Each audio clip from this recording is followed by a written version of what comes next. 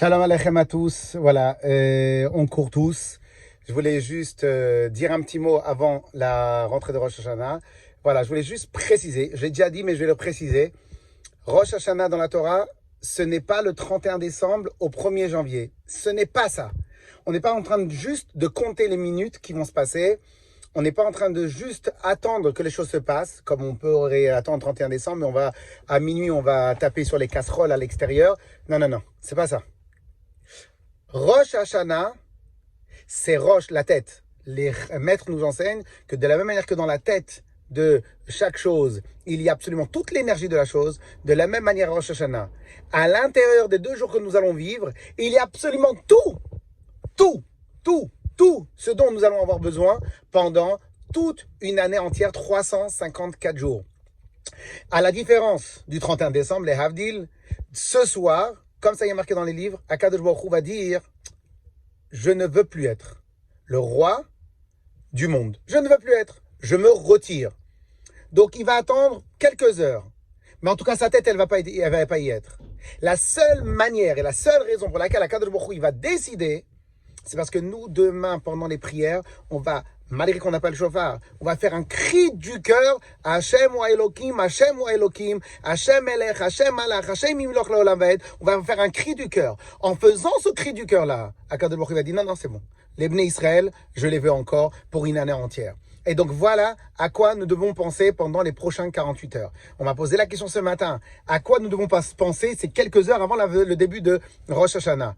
J'ai répondu la chose suivante. C'est que, à la veille d'un moment très important, il y a toujours un sas de décompression ou de compression, on peut l'appeler, mais il faut un sas de décontamination. C'est quoi ce sas de décontamination?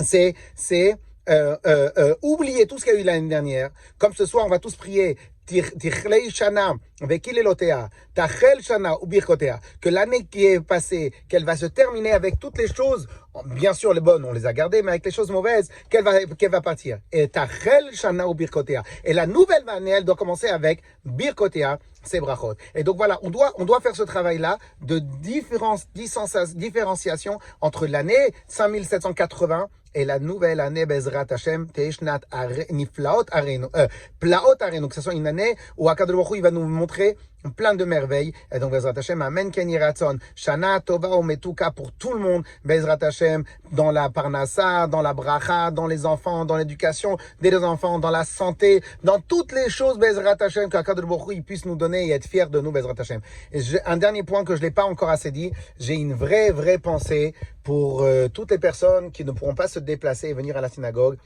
Personnellement, ça me fend le cœur parce que toutes ces fêtes-là, c'était des fêtes où il y avait hommes, femmes, enfants dans les synagogues.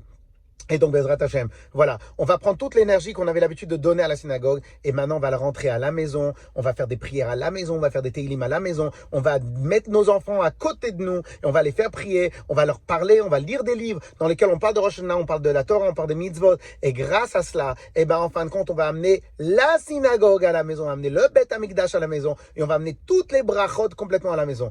Shana Tova Umetuka, Begashmiut, Beruchniut, matériellement et spirituellement. Et la plus grande bracha qu'on va tous avoir cette année, c'est quoi?